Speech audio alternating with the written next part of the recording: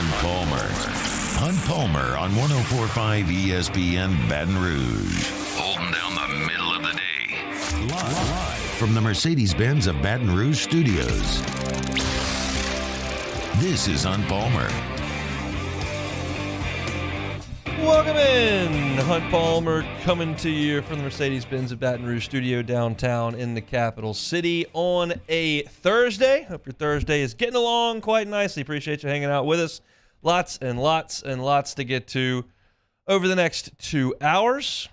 Got Matthew Bruni from the Bengal Tiger on 3 coming on in 15 minutes to talk LSU basketball with us. Luke Johnson, his normal Thursday spot at 1:30, talking about the Saints as they prepare for their finale. A little LSU hoops reaction as well in the first hour. We've got a full list of NFL Hall of Fame finalists that we'll get to in hour number 2. Manny Navarro from The Athletic is going to jump on at 2:15. He wrote the piece yesterday that I talked about fairly briefly about interviewing the kids from the Under Armour All-American game and talking with them anonymously, on the record, but anonymously, about NIL inducements in the recruiting world. And I'm just curious because it's one thing to read print. It's another to have taken the interview and understand voice inflection and that kind of stuff. That's one of the things that you learn in journalism school pretty quick, is that the print word is powerful. It's more powerful when you actually see it delivered.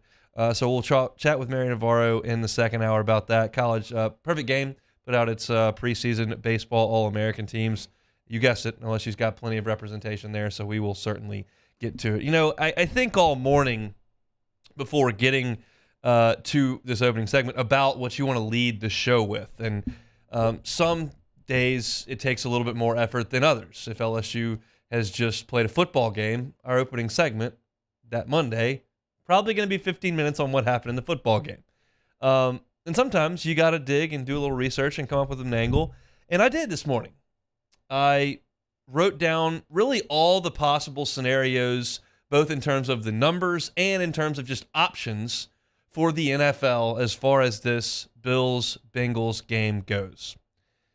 And I had my thoughts, and I had what I thought they should do, what they might do, what they could do, what it would mean for the NFC North, and what it would mean for the 1 seed and home field advantage, and all this kind of stuff. And I filled up 2 notebook pages with it. And I'm just sitting at my desk here in Baton Rouge doing it. And then Mike Florio of Pro Football Talk, 20 minutes ago, just spilled it all out. So I'm just going to go with what Mike says and give my thoughts because I have no sources. He has all the sources. So I think one thing to keep in mind here, and the most important thing, is, of course, Damar Hamlin. And they're having a press conference right now on ESPN. They've got some doctors in white coats and scrubs on, and they're answering questions. And I'm not going to get into medical terminology, but essentially the news over the last 12 to 15 hours has been that Damar Hamlin opened his eyes, that he is responding by grabbing hands of people he knows. They are saying that is cognitive function, and they are very encouraged. The number that I saw was that he's about 50% breathing on his own, 50% with help. So they're terming him still in critical care, and critically ill is what they said, but they've used the term remarkable improvement, which is awesome, awesome, awesome stuff. And I think he's always going to be the most important thing, someone's life. However, there are a lot of other things that are going on here, and they are important. Not as important as life or death, but the NFL is important. It's a multi-billion-dollar entity. You've got a lot of people with a lot of it's people's jobs. So it's a big deal. And so how they handle this is really, really important. And they are, I think, more able to discuss options, talk with teams, gather information about what's best, that because the player is improving. Now, things can change, obviously, very quickly in that setting. But because we're getting some positive news about Damar Hamlin, I think that likely makes his teammates feel better. I think it likely makes the Bengals, who went through a very traumatic experience, feel a little bit better, that we're moving in the right direction. And so I want to talk about the football side of it here, but Florio spells it out better than I could. I'll tell you that my idea on all this was to play, after I went through all the numbers, was to play this game between the Bills and the Bengals the week after Week 18. I would have halted the AFC and played it and then used the Pro Bowl weekend, which is the week before the Super Bowl, as an overflow weekend. Whether you want to hold all the playoffs back a week and do it, or if you want to just hold the AFC and do it and then move the AFC back to that so the NFC champ would get a bye in front of the Super Bowl and the AFC champ wouldn't, but that's just part of it. That would have been my idea. That's not going to happen, is what it appears like. To quote Florio in this article, it says, the best bad solution would be to play the NFC wildcard round and the Bills-Bengals next weekend, with the AFC wildcard round being played the next weekend. That would wipe out the weekend for the conference championships and the Super Bowl. And here's the quote, there's no appetite for that approach. That would have been my approach. There's no appetite for that approach from the NFL. It says the most likely scenario is that the Bills and Bengals will not be played. The players don't want to do it, and there's no great way to fit it into the schedule. That's correct. So you are catering to the players who don't want to play that game, and you are catering to the integrity of the structure and schedule of the playoffs. What you are not catering to in that sense is equity in the 17-game schedule. Right now, you've got the Chiefs at 13-3. They will play their full 17 games. You've got the Bengals at 11-4. They will play 16. You've got the Bills at 12-3. They will play 16. So, the Bengals cannot catch the Chiefs if the Chiefs beat Vegas. So, the Bengals essentially, with a Chiefs win, are out of the picture. The best that the Bengals could do is just 12-4, and that's not good enough to get the Chiefs anyway. So the Bengals cannot get the 1 seed. But the Bills and Chiefs have an actual competition here. The Bills could get to 13-3, and with a Chiefs loss, they could pass them and win the AFC.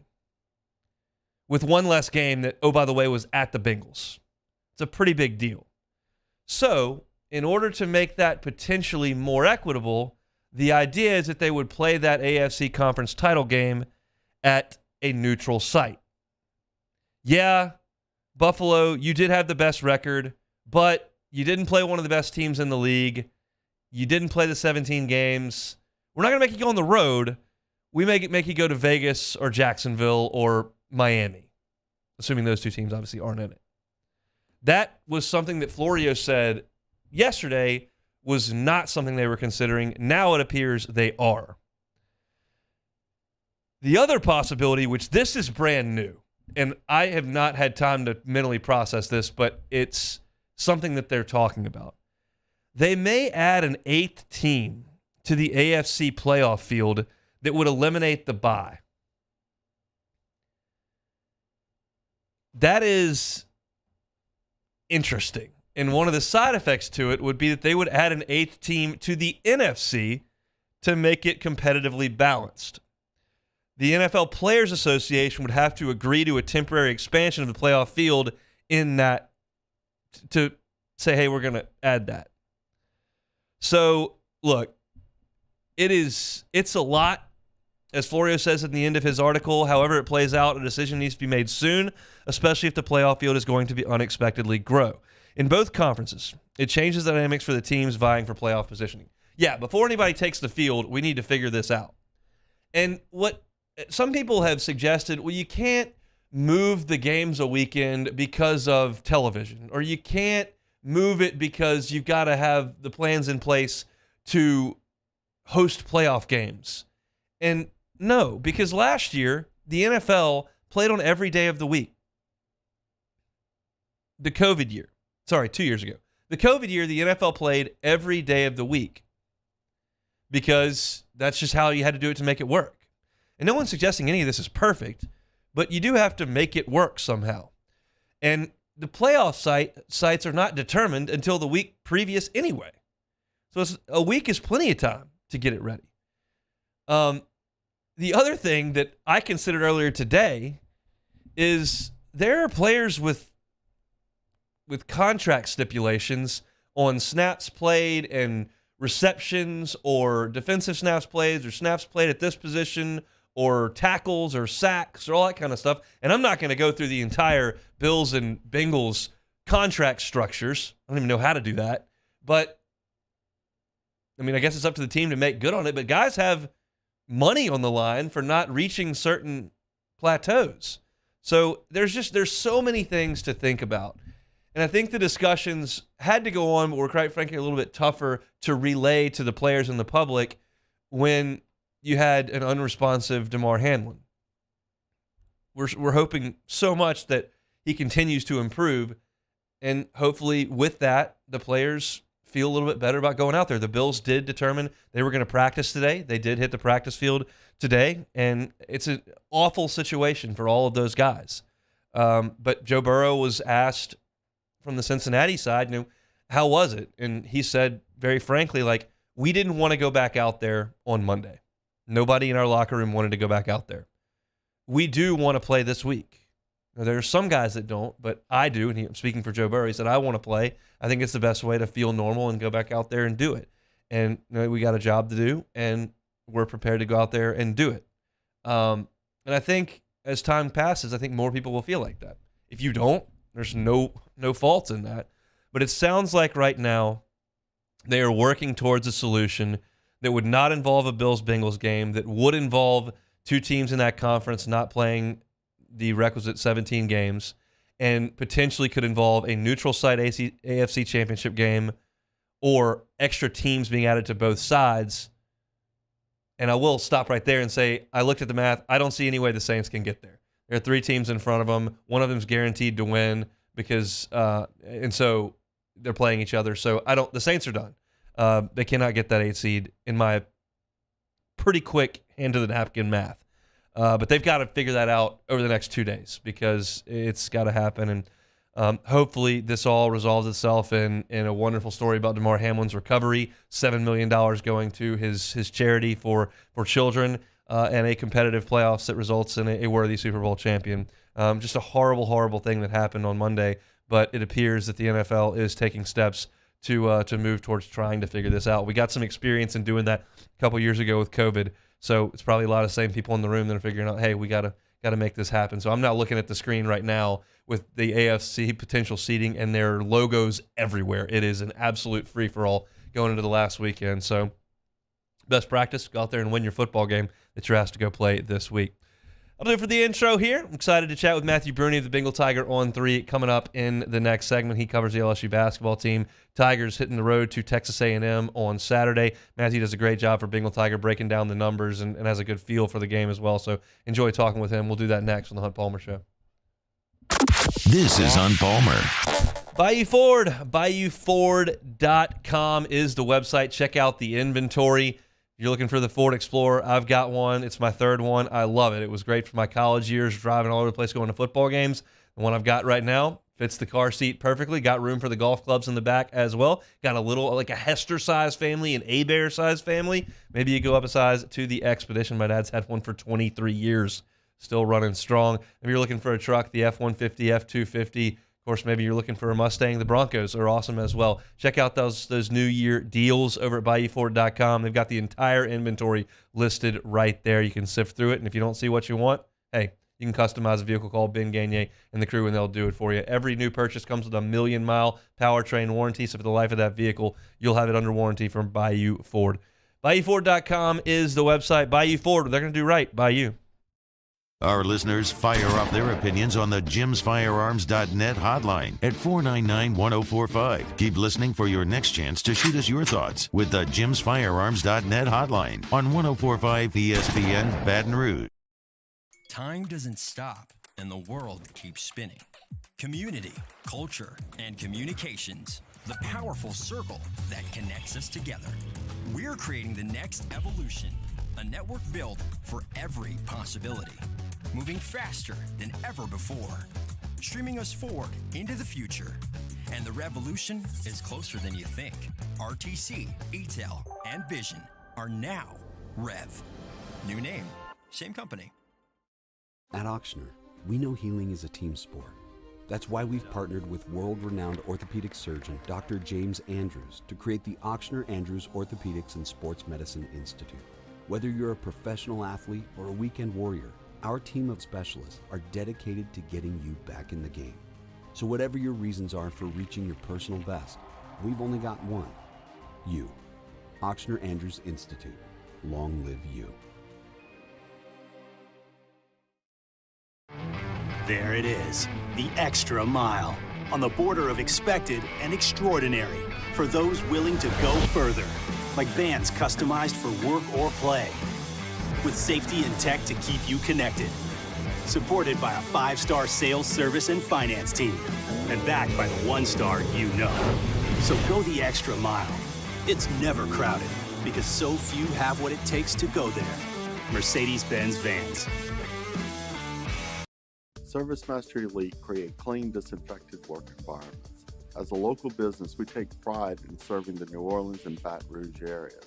Our cleaning protocols follow CDC and OSHA standards for healthcare settings, offices, senior living, restaurants, and industrial plants. Contact ServiceMaster Elite to get your operation ready for reopening with germ disinfection cleaning. ServiceMaster Elite, the trusted choice in professional cleaning since 1996. Eli's always been into grilling. It took us a while to see it, but the signs were there. What are you doing, Eli? I knew grilling was my thing. I have been talking about it throughout my career. Happy with the results? I am. Got the new grill from barbecueguys.com. It performed great. My advice, as I always told my boys, Do more of what you were born to do. Barbecue Guys, for those who were born to grill. You want cheese on your burger, Pops? I'll take a little cheese. I've been doing business with Luba for 25 years. They're dependable, trustworthy. It's just the attention to detail with our clients. Our folks have years and years of experience. They're highly trained professionals, but many companies have that asset. What I'd like to think makes Luba a bit different is that we use those talents in a way that truly is dedicated to serving the needs of the folks. Week 18 in the NFL. Tune in Saturday when the Las Vegas Raiders host the Kansas City Chiefs at 3:30 p.m., immediately followed by the Jacksonville Jaguars and the Tennessee Titans at 7:15. Then on Sunday, the Buffalo Bills host the New England Patriots at noon, right here on 104.5 ESPN Baton Rouge.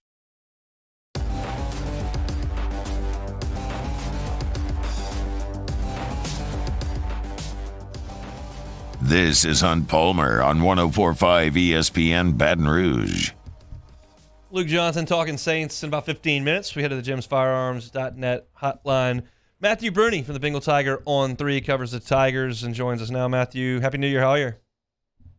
Hey, Happy New Year. I'm doing great. The weather's obviously been good the past couple of days, so can't complain. No, not at all. So do you feel differently about this LSU basketball team than you did before they tipped off against Arkansas? Definitely.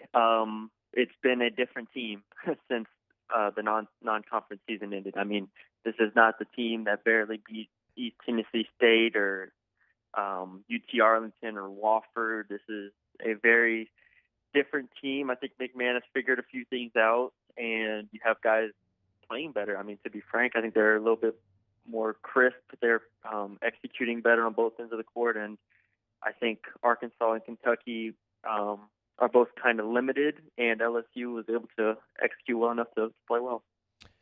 What's the biggest difference, you think? Defensively, I think they've been more consistent and been on more of a string. I think they've been more physical, but offensively, I think is where you've seen them take the biggest strides for, especially in the Kentucky game.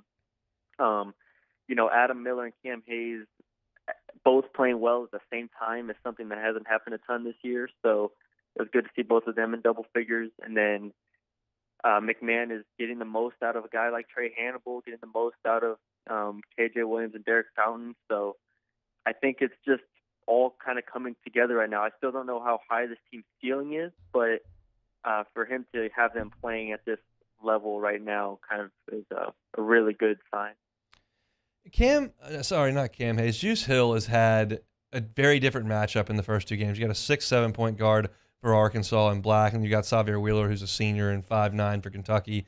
But the results on the plus-minus, the turnovers, the field goal percentage, were not very good in either game. Do you believe that McMahon will continue to trust Juice Hill to play major minutes, or is there some other guys that can take those reins? I don't know how much he's going to continue to play him if he can't score the ball, because he's not a real plus defender, and he can't really create for others at a high level if he can't get in the paint and he's not a threat to score. So my concern is that we won't see a ton of him moving forward. I mean, he'll still start and he'll still probably play, let's just say, 20 minutes a game, but asking him to do more feels like a lot right now. And the problem is that he's their only true point guard. We saw Trey Hannibal have the ball in his hands a lot against Kentucky, and he turned the ball over a good amount of times. And then Cam Hayes is fine, and Justice Williams is fine, but they're not real point guards the way Juice Hill is. So if his minutes are cut down, this team will feel it, and the turnover percentage might tick back up. But I think it's hard to play him when he's not impactful on the offensive end. Adam Miller hit 5 threes against Kentucky. The percentage was okay. Not great, but okay. Do you think that maybe that's a game that can get his confidence going? Yeah, I don't think he lacked confidence. The ball just kind of didn't go in there for a 5-6 game stretch, and this team needs him. I mean, to be honest, they really need him to shoot the ball, and they need him to get up 7-8 threes per game, in my opinion, because like I said, you have Cam Hayes, you have KJ Williams who are going to score, but if this team doesn't have Adam Miller scoring double figures in every game in conference, I don't see how they're going to be a consistent offense. So, yeah, Adam Miller, I like the sets McMahon was running for him. I like how they were looking for him early and often. I like how aggressive he was. 5 of 13 from 3 is fine, but if he can go, 4 of 9 from 3 in games, I think that's a huge win. Even 4 of 10, obviously, that's 40%. Matthew Bruni from the Bengal Tiger on 3, our guest here talking LSU hoops.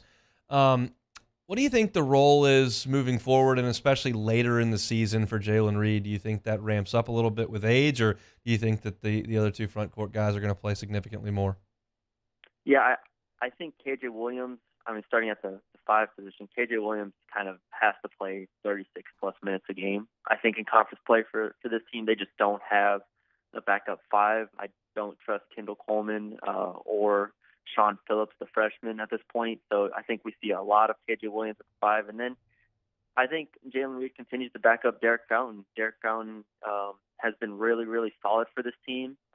Doesn't do anything spectacular, but is really solid. And Jalen Reed is kind of still figuring it out to a degree on both ends of the court. He's still a little bit of a step slow defensively, and then offensively, you can tell he still wants to do things he did in high school that just don't work in college.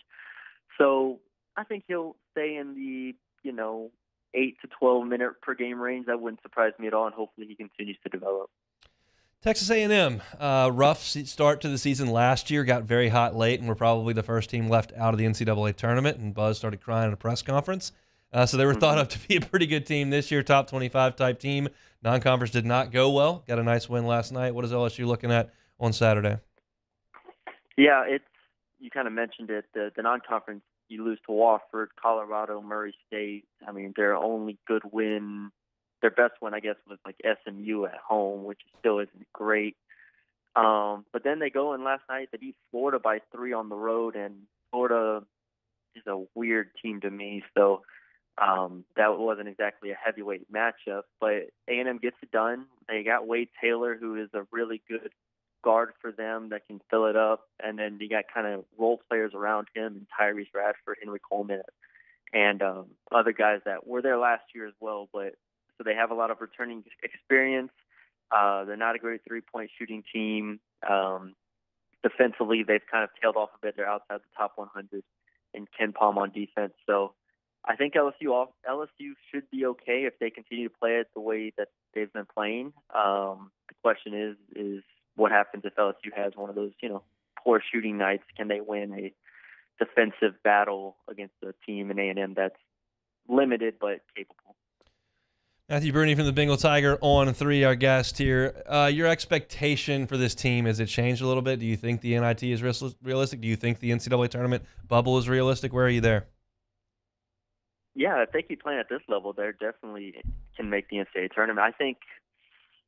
People ask me, how many wins in conference will it take for the team to make the tournament?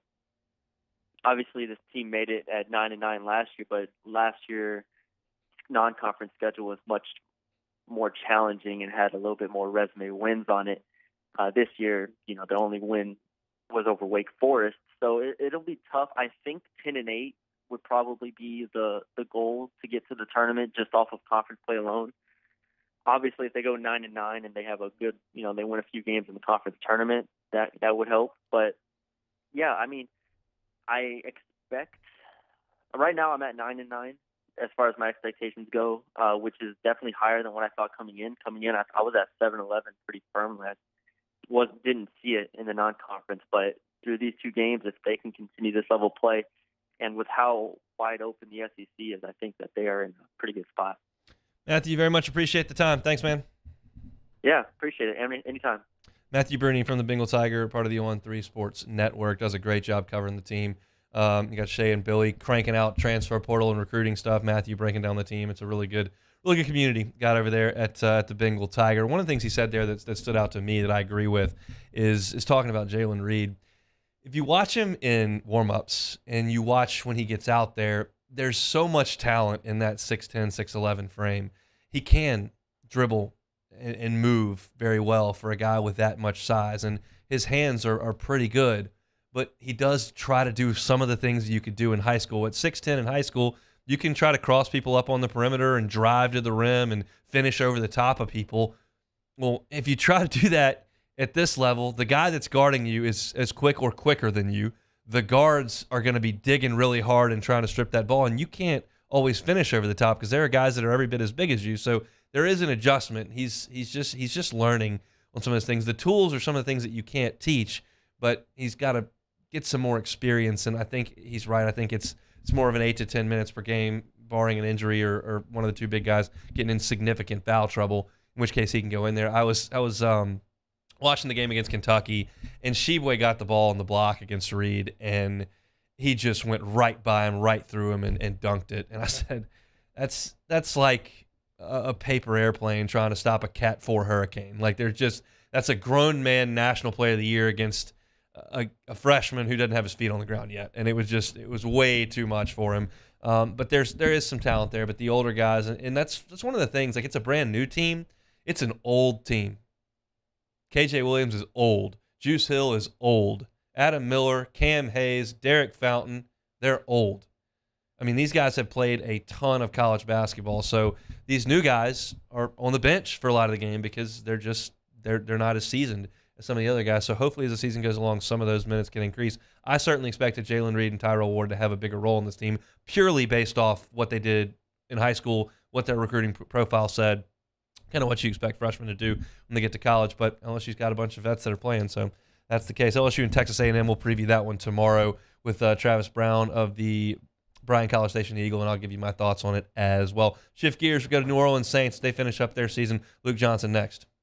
Hunt Palmer on 104.5 ESPN Baton Rouge. Now's the perfect time to download FanDuel. It's America's #1 sportsbook because right now new customers get a no-sweat first bet up to $1,000. It's free bets back if your first bet doesn't win. You just got to sign up with that promo code 1045 ESPN. FanDuel's got all your favorite bets from the money line to point spreads, player props. With live betting, you can bet on odds during the game. Get your winnings fast when you do win. It's all on an app that's safe, secure, super easy to use. So sign up today with the promo code 1045 ESPN for your no-sweat first bet. That is promo code 1045 ESPN. Make every moment more this season with FanDuel, official sportsbook partner of the NFL. Must be 21 present in Louisiana. First online real money wager only. Refund issues, no trouble. Free bets expires in 14 days. Restrictions apply. See terms at sportsbook.fanduel.com. If you're somebody who has a gambling problem, wants help, call 1-877-770-STOP. In times of need, get a full list of phone numbers, websites, and other important emergency information on the Demco Stormwatch page at 1045ESPN.com. There it is, the extra mile, on the border of expected and extraordinary, for those willing to go further, like vans customized for work or play, with safety and tech to keep you connected. Supported by a 5-star sales, service, and finance team. And backed by the 1-star you know. So go the extra mile. It's never crowded because so few have what it takes to go there. Mercedes-Benz Vans. Time doesn't stop, and the world keeps spinning. Community, culture, and communications. The powerful circle that connects us together. We're creating the next evolution. a network built for every possibility, moving faster than ever before, streaming us forward into the future. And the revolution is closer than you think. RTC, ETEL, and Vision are now Rev. New name, same company. Bayou Chrysler Dodge Jeep Ram has $10,000 off MSRP on all new 2022 Black Widow Jeep Gladiators in stock. All new Bayou vehicles come with a 1 million mile powertrain warranty and free delivery. If you need sales or service, the crew at Bayou is going to do right by you.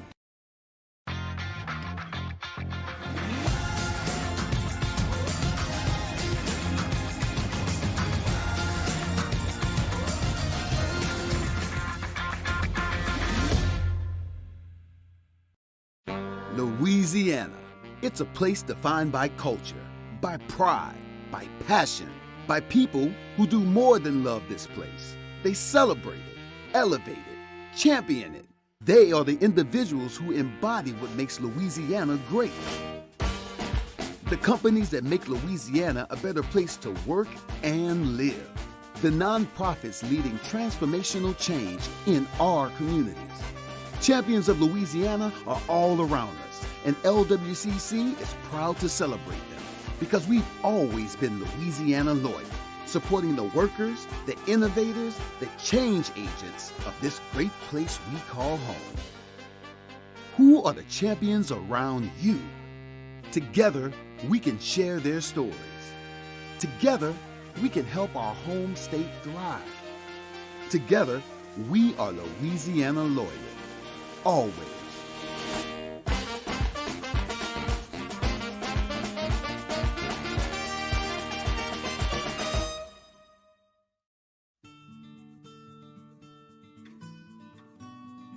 This is a house call.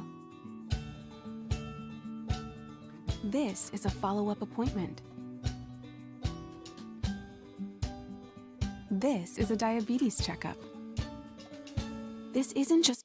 Moscona inviting you to join us for Thursday's AFR. Mike Triplett will join us to preview Saints and Panthers.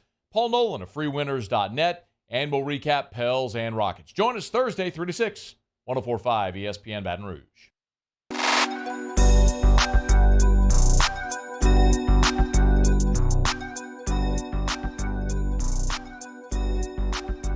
You're listening to Hunt Palmer on 104.5 ESPN Baton Rouge.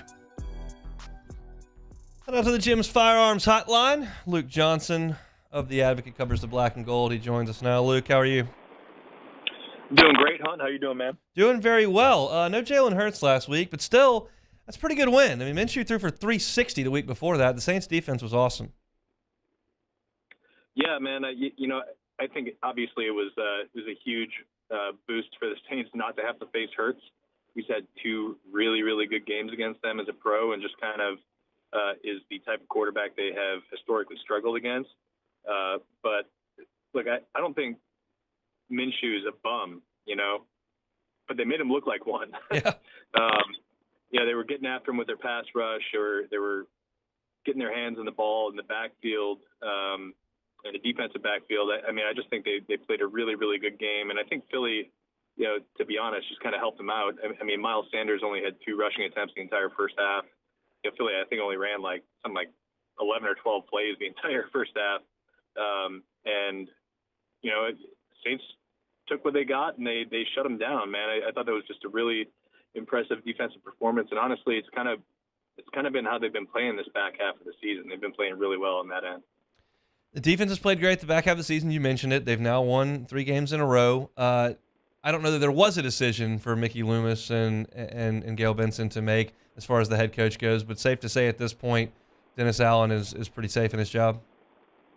Yeah, I think so. I think the only way that would have even been a conversation is if the bottom completely fell out, right? I think they hit rock bottom this season when they lost to Tampa.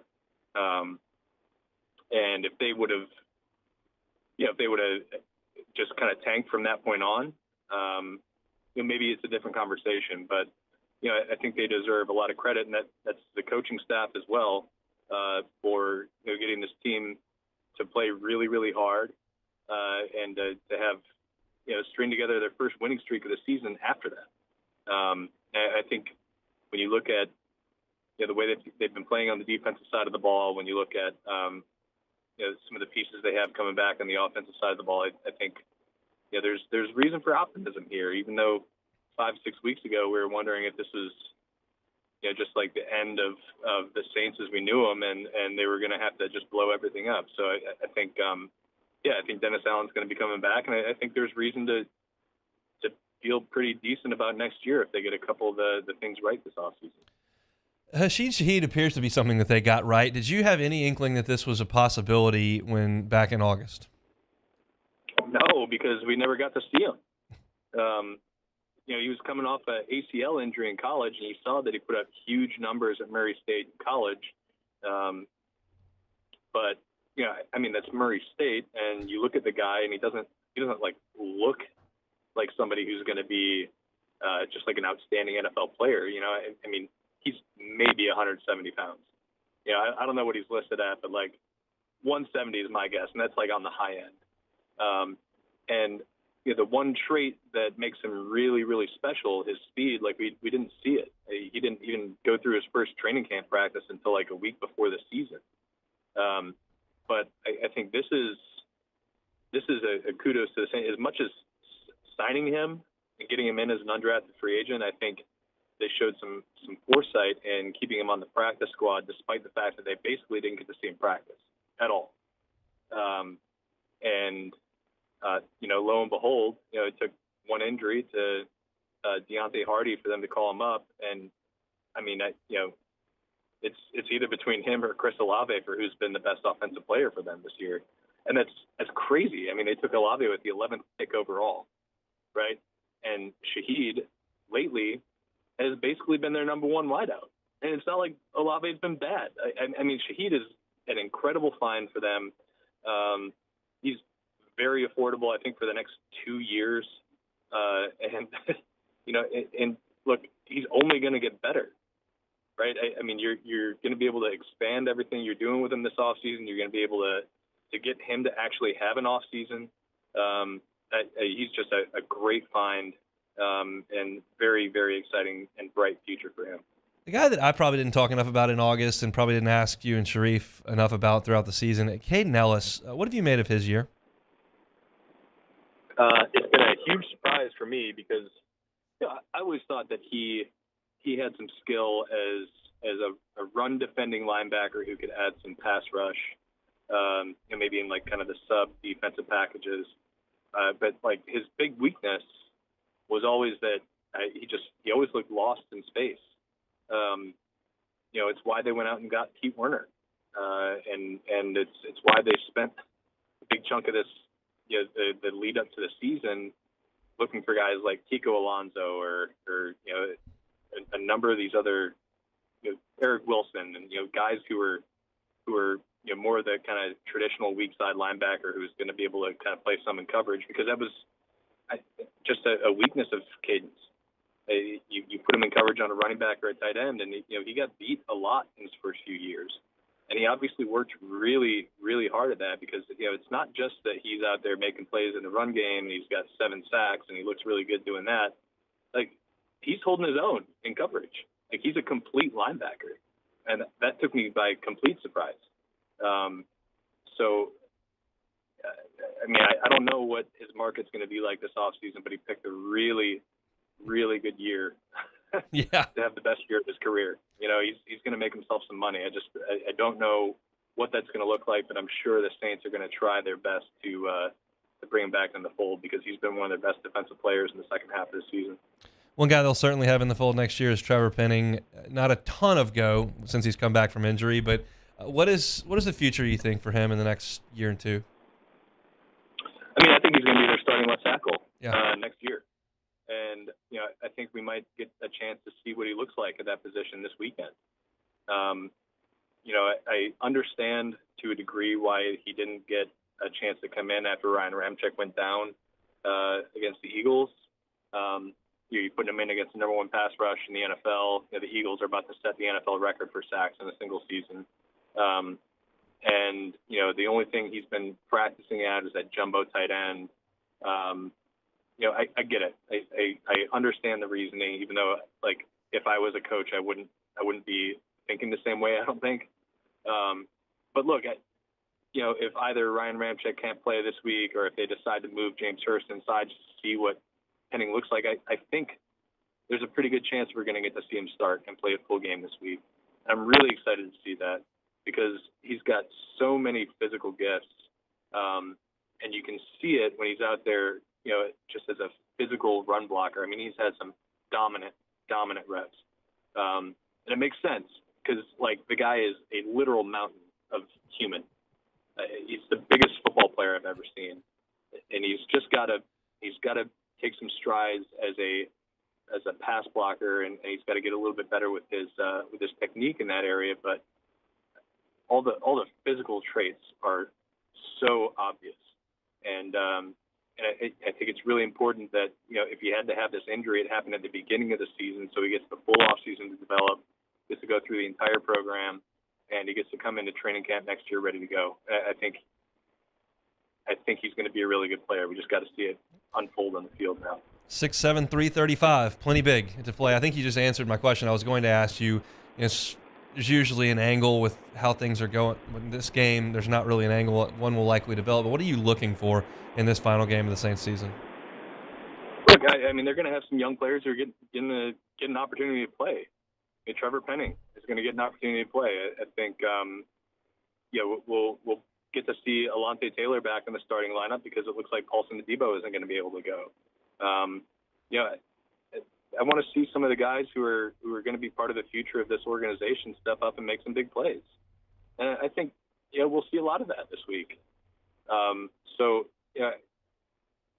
They've got a lot of really nice young pieces.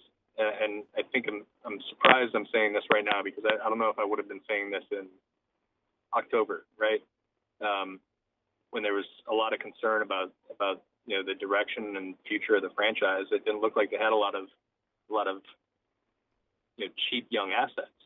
I think as the season's played out, I think that narrative has changed a little bit. So I want to see him feed Rashid Shaheed 7, 8, 9 targets. See what he can do with it.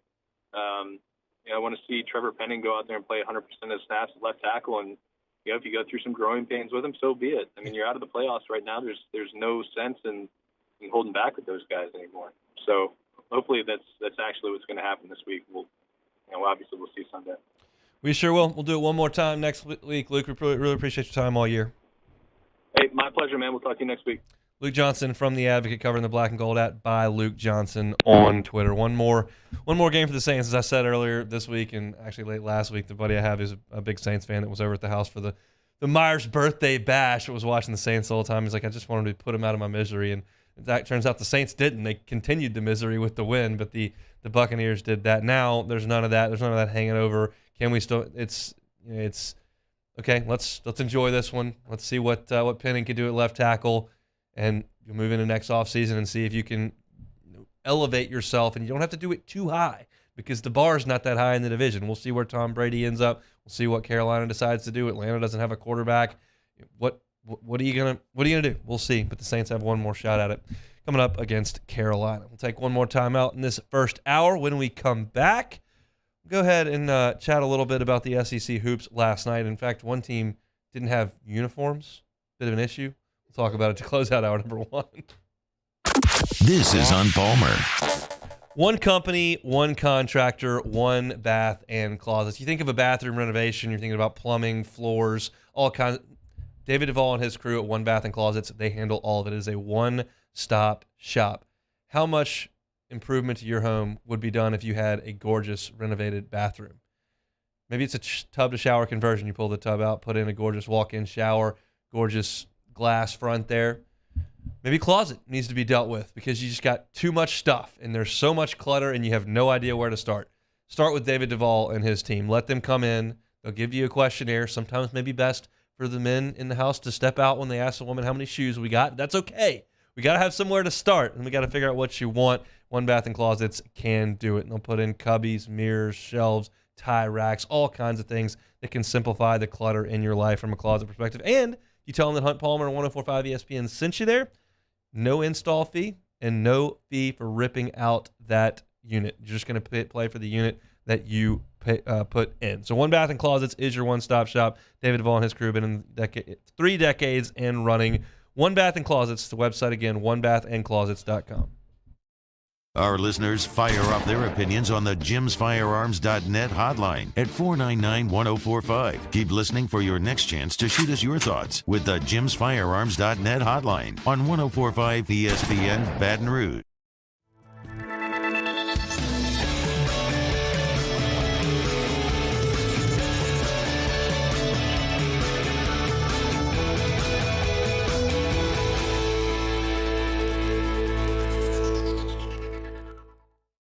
Follow us on Twitter at 1045ESPN to cast your vote in the Citizens Bank and Trust Poll of the Day. Vote daily inside Off the Bench anytime.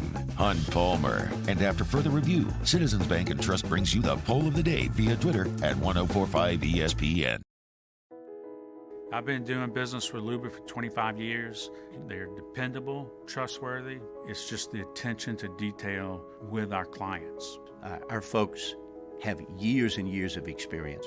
They're highly trained professionals, but many companies have that asset. What I'd like to think makes Luba a bit different is that we use those talents in a way that truly is dedicated to serving the needs of the folks who depend on us. There it is, the extra mile, on the border of expected and extraordinary for those willing to go further, like vans customized for work or play, with safety and tech to keep you connected. Supported by a 5-star sales, service, and finance team. And backed by the 1-star you know. So go the extra mile. It's never crowded because so few have what it takes to go there. Mercedes-Benz Vans. Time doesn't stop, and the world keeps spinning. Community, culture, and communications. The powerful circle that connects us together.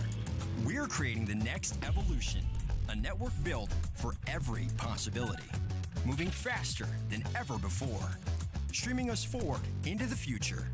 And the revolution is closer than you think. RTC, ATEL, and Vision are now Rev. New name, same company. Louisiana. It's a place defined by culture, by pride, by passion, by people who do more than love this place. They celebrate it, elevate it, champion it. They are the individuals who embody what makes Louisiana great. The companies that make Louisiana a better place to work and live. The nonprofits leading transformational change in our communities. Champions of Louisiana are all around us, and LWCC is proud to celebrate them because we've always been Louisiana loyal, supporting the workers, the innovators, the change agents of this great place we call home. Who are the champions around you? Together, we can share their stories. Together, we can help our home state thrive. Jimmy Ott and Charles Henegriff for the Thursday evening edition of Game Time presented by Bet Rivers. We're downtown at Jolly Pearl Oyster Bar on north facing Town Square. Game Time, 6 to 8 p.m. presented by Bet Rivers on 104.5 ESPN Baton Rouge.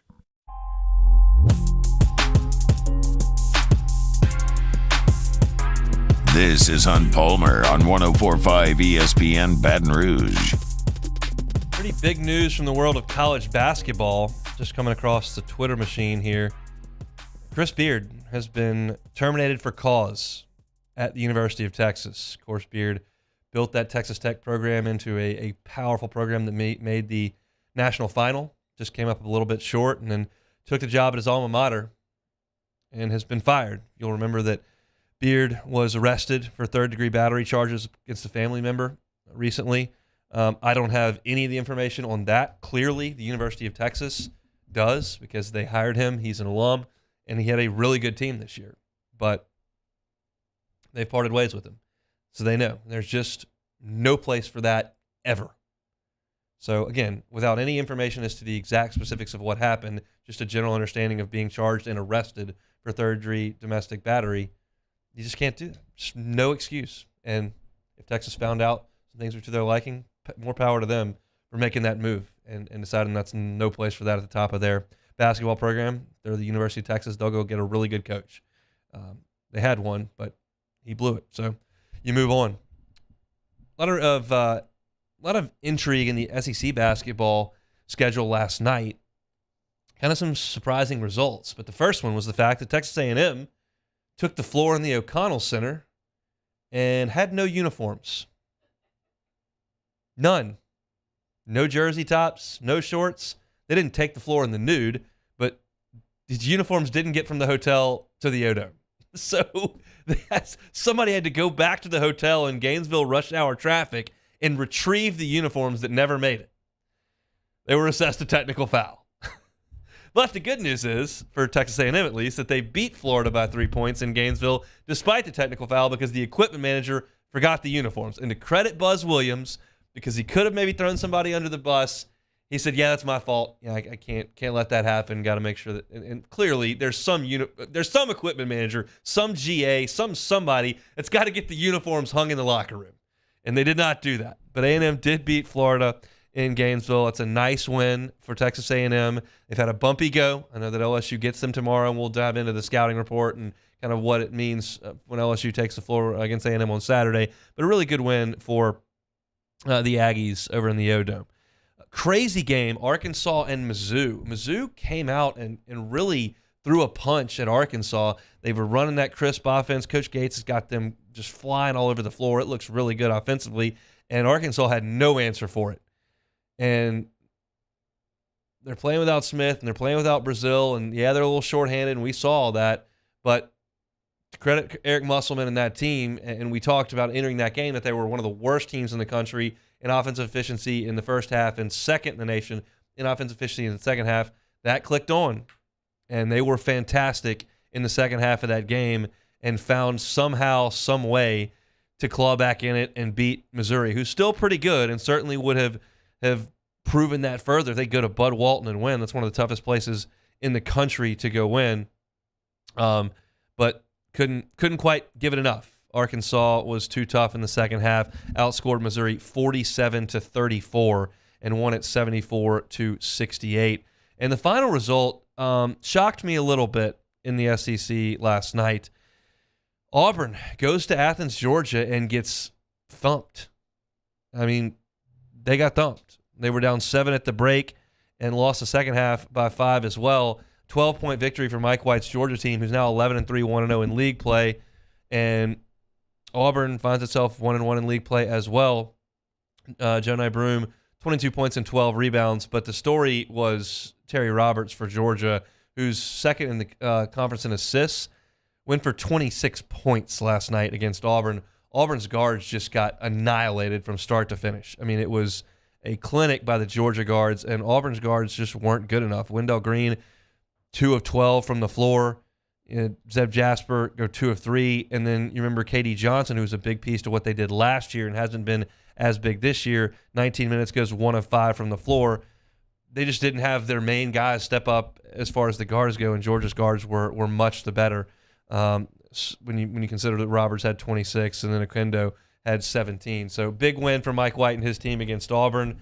Had them lower in the SEC power rankings yesterday and Auburn a little higher. But Auburn has been tested a few times and hasn't answered the bell. This is just not the team that Auburn had last year when they had Jabari Smith and when they had Walker Kessler. And they were among the best teams in the country at times and certainly had one of the best home courts advantage in the country because of the size of that arena and the passion that they're showing for these Bruce Pearl program. But right now, when Auburn's been tested, it hasn't necessarily gone very well. I mean, we mentioned that they had lost to Memphis. They lost to USC. They lost to Georgia. They beat Florida, which is a nice win in a low-scoring game, and they beat Washington. But outside of that, it's been pretty pedestrian for Bruce Pearl's team. So they got a ways to go over there in Auburn. We'll get you set up for an entire weekend, or entire Saturday of SEC basketball coming up on tomorrow's show. But wanted to mention that maybe the Aggies will have uniforms when LSU takes the floor against Saturday. That would be a big boost for Buzz's team if they could come out there fully clothed this time around. Excited for hour number 2. Manny Navarro of The Athletic wrote a great story about NIL and in recruiting, and he interviewed 15 athletes off the record down at the Under Armour All-American game and posted the quotes that I found very, very interesting. So we'll talk with Manny at 2:15. LSU baseball has a few players listed on Perfect Games All-American team. We'll get you an update on that. And we'll kick off hour number 2 with the finalists for the NFL Hall of Fame. I'll give you my thoughts on who gets in, who gets potentially left out for another year. Of course, we'll finish things up with Take It or Leave It. If you missed any of the first hour, you can always catch it on demand. 1045ESPN.com's on demand tab. Search my name. It's right there at the top, and you can find the entire show logged right there. Always on YouTube. We're posting the full show as well as segments individually. Like and subscribe to that if you would. We're always on Apple Podcast and YouTube and Spotify as well. We open things up talking about the NFL scheduling options with the AFC. Matthew Bruni of On 3 joined us to talk LSU basketball. Luke Johnson on the black and gold. So go catch all of that on demand. We're going to come back after SportsCenter, dive into a busy hour number 2. Appreciate y'all hanging out with us on a Thursday. You're listening to the Capital City's leader in sports talk, 1045 ESPN, Baton Rouge.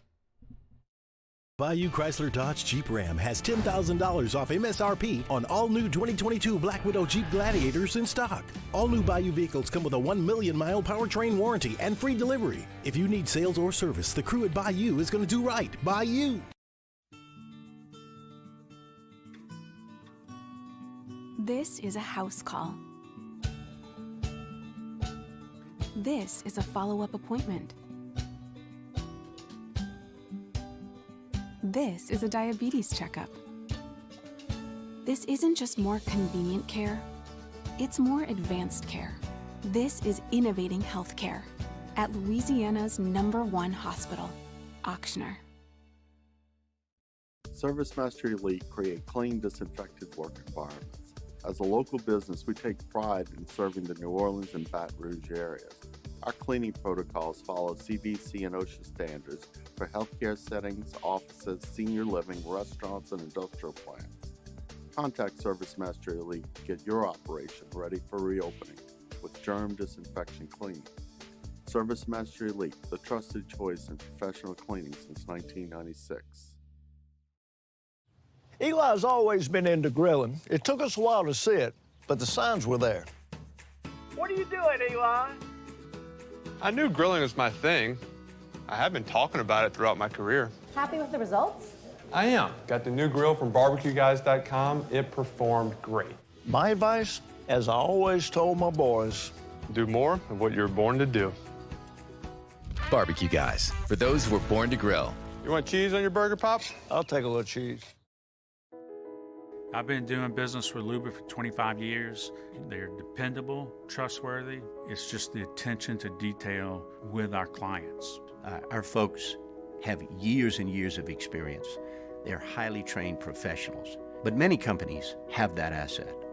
What I'd like to think makes Luba a bit different is that we use those talents in a way that truly is dedicated to serving the needs of the folks who depend on us.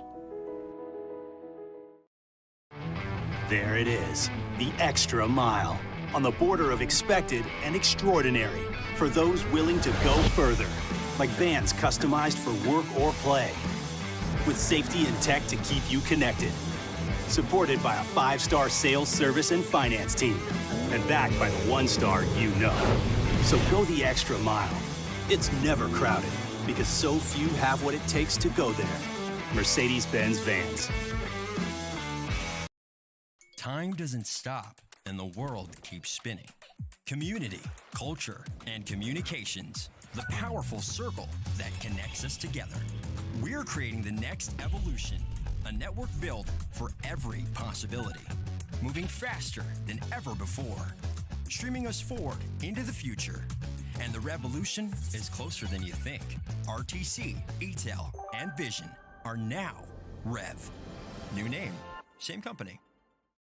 Gulf Coast Bank and Trust is giving our customers the power to bank anywhere, anytime during this challenging event.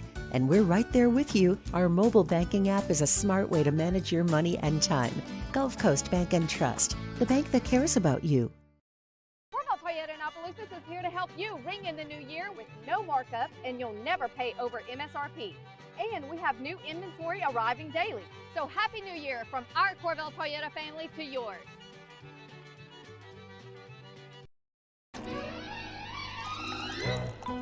Le posso offrire un caffè? Andiamo insieme da me, non c'è. Call Mr. Electric today for electrical repairs, upgrades, and installations.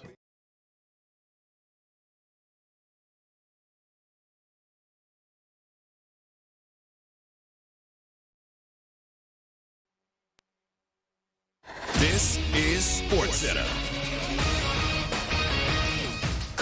I'm Christine Lisi. Bill safety Damar Hamlin is beginning to awaken as he shows substantial improvement over the past 24 hours in his recovery after going into cardiac arrest following a hit during Monday night's game, according to doctors at the University of Cincinnati Medical Center involved in his care. Hamlin is still considered critically ill and that significant progress is still needed.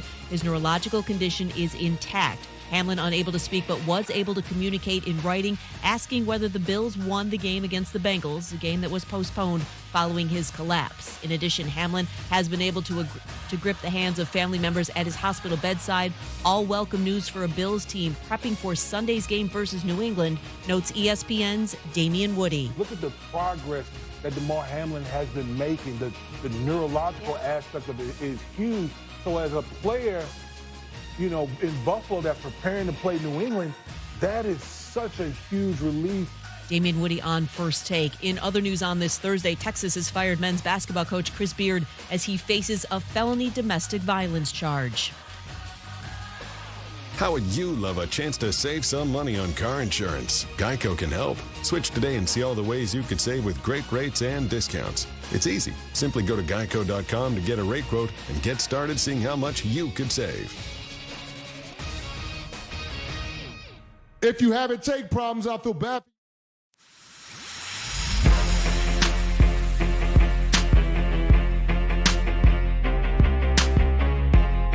You're listening to Hunt Palmer on 104.5 ESPN Baton Rouge. Hour 2 on a Thursday. Chat with Manny Navarro coming up in 15 minutes about NIL in recruiting and what he learned from talking to the Under Armour All-Americans this past week. Also talk LSU baseball as they had another group come out with their All-Americans preseason. I'll tell you how LSU fared there. But we'll start with the NFL Hall of Fame. The NFL announced earlier today their 15 finalists for the Hall of Fame vote of this year. Now, I'll tell you, they always have 15 finalists. They select somewhere between 4 and 9 every year. And this math was from a couple of years ago, so it may not be exactly to the point, but about 85% of those that are elected finalists get in. So more often than not, if you become a finalist, you may have to wait your turn, but you will get in. So of the 15, I went through and did what I do when I look at Hall of Fame candidacy, and I just, without looking at a single statistic, now that I'm old enough to have seen all these players their entire career, just about, I can just say yes or no. Now, to back up the argument, it helps if you would go look at some statistics and see how things actually shook out, which I did for the ones that I didn't automatically say yes to. But of the 15, there are 6 that I said, no doubt, check it off, good to go. So I'll give you the 15, and I'll let you decide what those 6 would be. They're in alphabetical order, so it's not some sort of thing you got to figure out. Jared Allen, great pass rusher. Willie Anderson, big offensive line for the Bengals. Rondé Barber, legendary Bucs defensive back.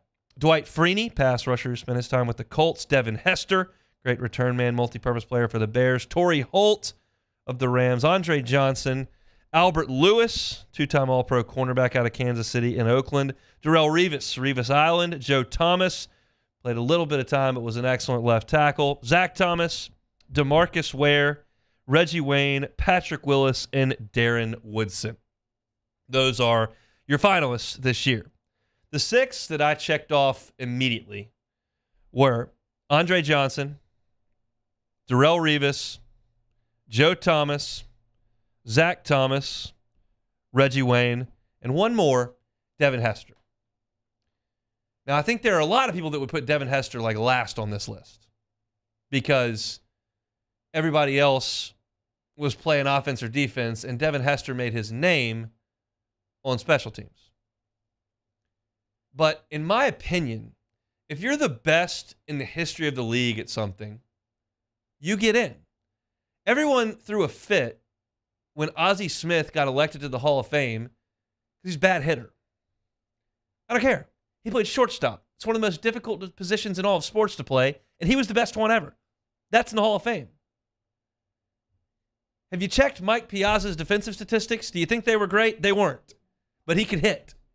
And he got in because he could hit. I'm not suggesting put every middle infield glove man or center fielder in the Hall of Fame, but when you're the Wizard of Oz and you're the best defensive shortstop anyone's ever seen, you go to the Hall of Fame. If you're Devin Hester and you're the best kick returner ever, you go to the Hall of Fame. Remember when they kick off to him to start the Super Bowl? Hall of Fame. It's like a Heisman moment, Hall of Fame moment. He's the best ever. I don't care if he was an average receiver. I don't care if he's defensive back. Like, he was the best kick returner ever. He should go into the Hall of Fame. I don't think I have to state my case for Andre Johnson, Darrell Revis, Joe Thomas. I think Zach Thomas deserves in as well, Reggie Wayne. I think those are pretty simple. And the fact of the matter is that most of these guys are going to get in anyway, but I'm talking about this group. So the rest of the guys I actually went through and did a little bit of research and determined if I think they needed to go in. The first guy, because it's alphabetical, that I looked at was Jared Allen. I'll be honest, when I thought about it, just based on my thought process of his career, I thought, I don't know about that. It doesn't jump off the page to me in my head. So then I went to the actual page. Okay, 16th all-time in sacks. He led the league twice, 4-time All-Pro. When I read that, I go, okay, I think he will get in. Will it be this year? Probably not. I think he'll get in. Willie Anderson played 12 years on the offensive line, was a 3-time All-Pro. I'll be honest, that's turning close to my childhood. That one, I'll have to defer to somebody else. That's the Faneca Mawai, who I'd have never heard of, honestly, if they didn't go to LSU. Willie Anderson, maybe. Rondé Barber, to me, didn't work. You got Lynch and Brooks and Sapp and all those guys in that defense, and he was on there. He played 16 years, was All-Pro 3 times, led the league in interceptions 1 time. I think playing on that legendary Tampa defense elevates you a little bit, and certainly you're a part of that. That one was iffy to me. I think there may be some people that would vehemently disagree, and I'm not sold on Rondé Barber. Dwight Freeney didn't jump off at me. He was a really good player on those Manning teams. 26th all-time in sacks, 10 spots behind Jared Allen. He was a 3-time All-Pro and led the league in sacks once. That's fringy to me. I think that's a little bit fringy. Torrey Holt. All-Pro 1 time out of his 10 years. Led the league in yards twice, 17th in yards. I think Isaac Bruce got a little bit more notoriety on that. Certainly Kurt Warner, Marshall Faulk. And he gets elevated for being on those teams. I think he's a really good player. I think he'll probably get in the Hall of Fame. I just don't know that this year would be that year. Albert Lewis was a 2-time All-Pro cornerback with Kansas City and Oakland. That's, again, a little bit before my time. I was certainly around when he was playing, but that one's iffy to me as well. Now, the fascinating thing here is DeMarcus Ware and Jared Allen have, identical resumes. DeMarcus Ware's 13th all-time in sacks. Allen is 16th. They both led the league twice. They were both All-Pro 4 times. That, to me, Hall of Fame worthy. Those two guys, after looking at the statistics, they didn't necessarily jump off the page to me as a guy that I would put in immediately, but I think looking at the stats, yes. Patrick Willis did not, because I knew he had played for such a short time. And so I went, okay, I know how good he was. I know he was an All-Pro. I know he was a Pro Bowler. I know people said he's the best linebacker in football. Let me look and see and be sure. I don't need to look any further. He played 8 years. He was a 5-time All-Pro. He led the league in tackles twice. Absolute check. I wouldn't be mine if you put him in first ballot. You lead the league in tackles 5 times in your 8 years. I mean, you are an All-Pro 5 times in 8 years. You were basically the best player on the defensive side of the ball. I don't have any problem putting him in on the first right now.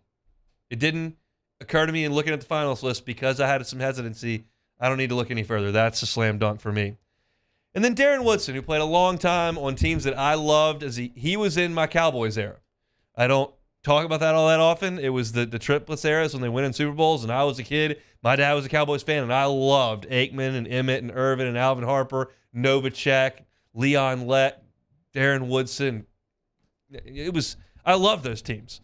Then the Cowboys got Quincy Carter and got terrible, and I just fell off the bandwagon. But Darren Woodson was there when I was watching the Cowboys, and I think it's a little bit iffy. 3 All-Pros is really good, and I think he was a really good player. I do think it's a little bit iffy. Now, the guys that I've said are iffy and fringy, more of them than not are going to get in because that's what the math will tell me. But I still, after looking statistically, stand by kind of my thoughts. So if I had to predict this Hall of Fame class, I would say Andre Johnson. I would say Darrelle Revis. I would say Joe Thomas. I would say Patrick Willis. I would say Reggie Wayne. And then I might throw DeMarcus Ware and Jared Allen in there. That would be 7. It's between 4 and 9.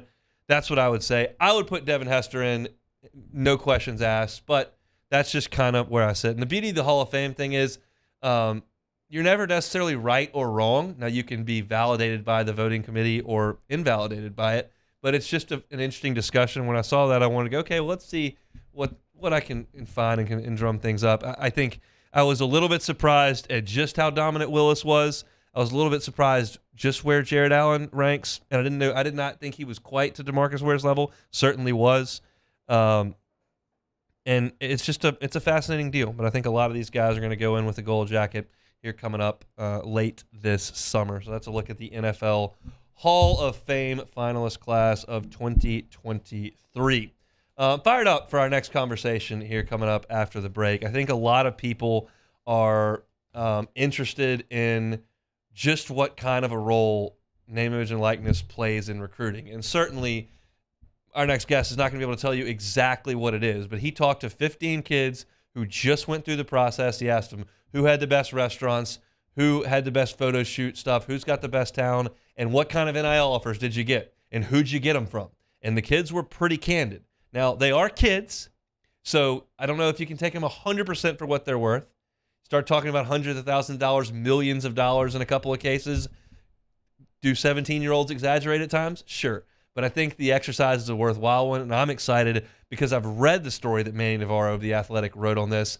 I just want to hear from his point of view what it sounded like, what he took from the voice inflection and the body language mannerisms of these kids. So that's exciting. We're going to talk to Manny Navarro from The Athletic coming up next on The Hunt Palmer Show. In times of need, get a full list of phone numbers, websites, and other important emergency information on the Demco Stormwatch page at 1045ESPN.com. We get it done with strength, commitment, dedication, grit.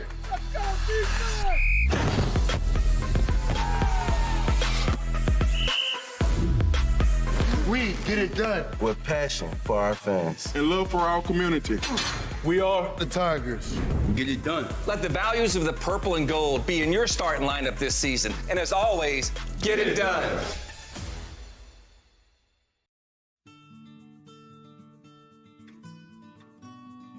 This is a house call. This is a follow-up appointment. This is a diabetes checkup. This isn't just more convenient care, it's more advanced care. This is innovating healthcare at Louisiana's #1 hospital, Ochsner. Louisiana. It's a place defined by culture, by pride, by passion, by people who do more than love this place. They celebrate it, elevate it, champion it. They are the individuals who embody what makes Louisiana great. The companies that make Louisiana a better place to work and live. The nonprofits leading transformational change in our communities. Champions of Louisiana are all around us, and LWCC is proud to celebrate them because we've always been Louisiana loyal, supporting the workers, the innovators, the change agents of this great place we call home. Who are the champions around you? Together, we can share their stories. Together, we can help our home state thrive. Together, we are Louisiana loyal. Always.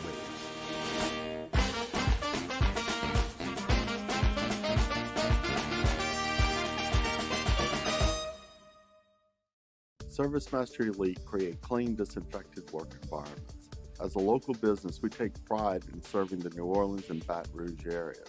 Our cleaning protocols follow CDC and OSHA standards for healthcare settings, offices, senior living, restaurants, and industrial plants.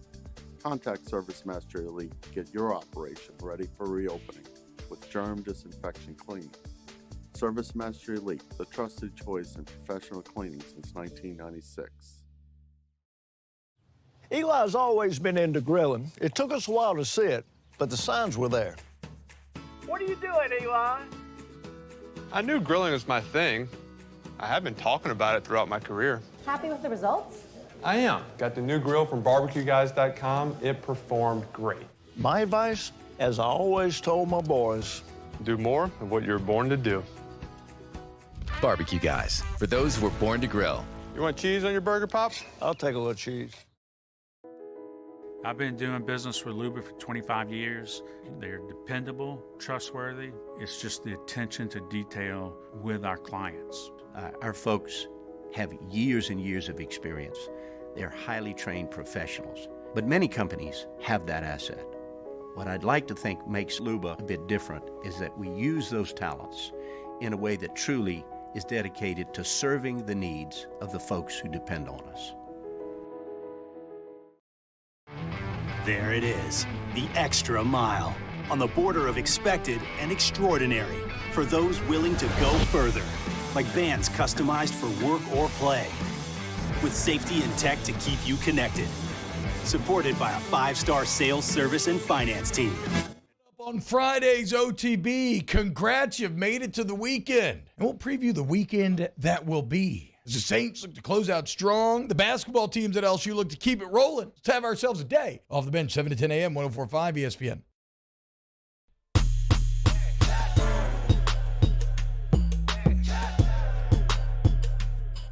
You're listening to Hunt Palmer on 104.5 ESPN Baton Rouge. I'm prone most mornings to scrolling through The Athletic, kind of see what may catch my eye. And yesterday, I'm scrolling through and I see an article entitled All-America Recruiting Confidential. Elite 23 prospects discuss NIL deals, photo shoots, and best visits. All right, well, that's one I need to read. Manny Navarro is the author of that piece. He joins us now on the Jim's Firearms Hotline. Manny, thanks for the time. How are you? Hey, I'm doing great. How are you? Doing well. So obviously the NIL era is very new, very young. Last year it was kind of in play, more so this year as everyone's kind of getting their feet on the ground. Had you ever done anything like this, or was this the first time you've explored this? Well, it's the first time I'd ever done it with a bunch of All-Americans. You know, I talked to a lot of recruits throughout the season, off the record, and talk about sort of different subjects. But I thought this was as good an opportunity to do something like this. You know, with a big group of All-Americans all together in the same location. I thought it would make for a fun story. It certainly did. I really enjoyed it. I shared a couple of nuggets from it with our audience, but wanted to get you on to elaborate a little bit, because when you actually conduct the interview, just having the sound of the subject of the interview, I think adds a lot of color to the story. And I'm curious, we all know in this business, sometimes you sit down with 17, 18-year-old kids, it can be hit or miss. There can be some exaggeration, some nervousness. What was the overall temperament of these players that you were talking to when you say, hey, we're going to do this off the record, it's anonymous, but I need you to kind of spill a little bit? Yeah, I mean, I think for a lot of guys, you know, it was kind of a weird setting. You know, if you've ever been to the Under Armour All-American game, it's a huge convention center room, and the guys walk in and they sit behind tables, and you know, everybody comes over with their tape recorders and their camera phones, and they just, you know, start answering questions like any other press conference. What I tried to do was wait till they were sort of done with that segment and people moved on and walked away, to get them by myself one-on-one and to give them sort of a feel where, okay, you're not going to have this blasted everywhere, you know. This is just going to be between you and me and you know, off the record. And I felt like, for the most part, the guys who I had somewhat of a prior relationship with, they were obviously more comfortable opening up and discussing it. The guys I didn't know that I had to introduce myself to, I think they were a little bit more guarded. But I think the answers, for the most part, were genuine, and I thought they came from a lot of interesting perspectives. You know, some of these guys were offensive linemen, some of these guys were safety, some of these guys were running backs, quarterbacks, you know, all different kinds of positions. And what I found interesting was just how some of them, you know, feel like, you know, at least said to me that they never were approached at all about NIL, and then other ones just had some outrageous and interesting stories that I thought were just really cool and neat to package together. You got 15 of them here, so I'm certain that there was a mixed range of emotion. But did it feel like there was the players that said they were offered north of $1 million, or I can't go into that detail or whatever, did they feel like there was some sort of a bragging nature to it, some sort of like this was kind of a scary situation deal, maybe not realistic. What was when guys that say they were offered $1 million out of high school, that's not a situation many people encounter. Yeah, no, but these are some of the best players in the country, and so obviously, I think the biggest thing is they don't want to get those people in trouble, right? Yeah. They don't want the people who came to them and offered that kind of money, to come back after them and scream and yell at them about it. So I think that was part of the whole approach was, hey, look, let's just be honest about dollar amounts. Like, what is it that you've honestly been tossed your way? I don't care what school it was. What did they come at you with? And I think that put them a little bit more at ease as far as discussing numbers and things that were floated their way. I think a lot of them at first were certainly guarded, and when the way I sort of framed the question was, hey, what was floated towards you, not what you necessarily got, but what was floated your way, what was the biggest amount, just to kind of get some idea. And the way the conversation pretty much carried on was, how big of a factor did it play in your decision, right? Like, and most of them, I think, honestly, I mean, you read the story, a lot of them said third. I asked them first, second, or third, what would rank first, second, or third ahead of NIL, and they all gave me their reasons. And I tend to believe most of them. I think a lot of these elite players know that they're going to make money one way or another in college. And so maybe it wasn't the top driving force, but I think they also acknowledge, hey, look, it does play a role, right? I do want to make some money. I do want to feed my family, some of them said. So I think it's just an interesting and fun piece to do. That was my next question, because you ask all these players, where did that NIL rank in terms of picking your school? And I don't believe any of the ones that you publish here put one. So did that surprise you? It did a little bit. I thought maybe there'd be one kid or two kids that would say, hey, yeah, it was number one for me, because I'm sure they made some good money. But I think in general, a lot of them really did mean when they talked about player development and, coaches that they actually got along with and believed in, those things matter. And I think they do matter in today's game more so than NIL. I mean, all things being equal, these kids, whenever they're promised this money, some of them might get fronted, illegally before they sign with the school. But I think for the most part, my experience covering college football and being around it, a lot of the guys don't get paid until they're on campus. So whatever it is that's discussed before signing, I don't know that all of them are making that money on the front end. And so they have to sort of trust the people that they're talking to about NIL before they sign on the dotted line. And that's a process that ultimately, for a lot of them, is sort of just an unknown, right? And so you have to sort of prioritize, well, what else is important to me besides getting paid? I think for all of them, it's getting to the NFL, getting to the highest level of this game and making real money. I think the majority of the young men that I spoke to all think they can make it to the NFL, and they all think that they, have to make their decisions based more on that than per se a big payday at the beginning. We're chatting with Manny Navarro of The Athletic. Wrote a great piece from the Under Armour All-American game, interviewed 15 players about NIL in their recruitment. Obviously, the NCAA rule stipulates that NIL cannot be used as an inducement to come to school. Where do you think we are on that?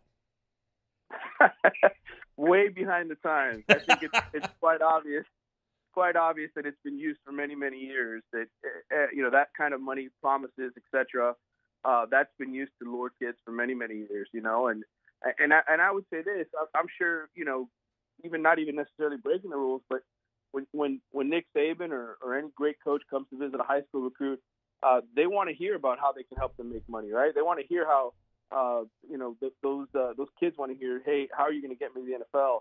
I mean, that's an inducement, right? I mean, that's just part of the recruiting, right? Hey, I'm going to help you get to the NFL. This is my track record.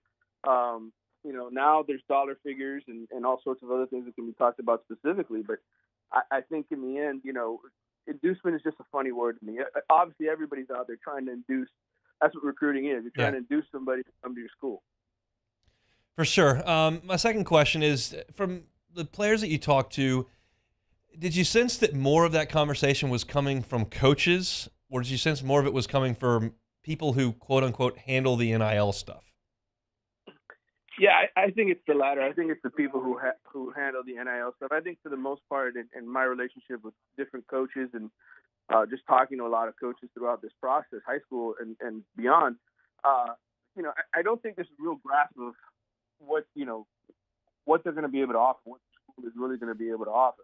I think a lot of coaches, assistants, and head coaches in college football are like, look, these are the people who handle NIL.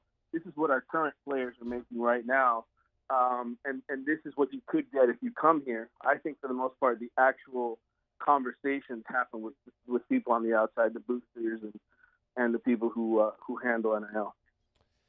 Manny, this has been a treat. I really appreciate you coming on. The story is really, really good. Again, for our listening audience, Manny Navarro, a piece on The Athletic, talking about interviewing Under Armour All-Americans and the role that NIL plays in recruiting. We really appreciate the time. Happy New Year. Happy New Year to you. Thanks.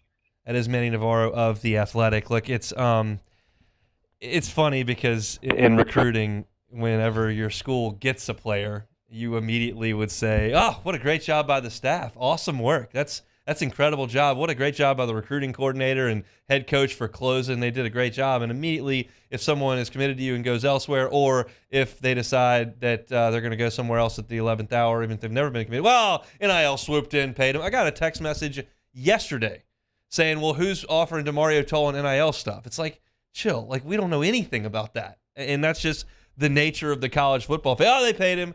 Great job by us. They paid him. When and immediately when LSU pulls a guy in that A&M or Bama, well, they pulled out the money. LSU found the NIL treasure trove. Where's Gordon? And I thought the answers were enlightening in that none of these players said NIL was first. Now, do I believe in my core that all 15 of those guys prioritized NIL third, fourth, fifth down the line? No. I think there were probably, just mathematically speaking and understanding the situation, I think there were probably quite a few that took a strong look at NIL when looking at the offers of their school. But I do think that the confidence that some of these players have, which I've seen firsthand, say, look, if they're telling me they're going to give me $300,000 a year for 3 years, so I'm going to make $900,000. You know what the second NFL contract's worth? $84 million. That's where the money is. So if I think that guy can get me there or that guy can get me here, that's probably more important. That's not that difficult a discussion to have. Now, $900,000 is a whole lot better than zero. I get it. But I think there is a perspective of like, yeah, there's some money here that will help. There's way more over there. So I'm not going to take the short-term cash if I think it's going to be a detriment to the long-term play.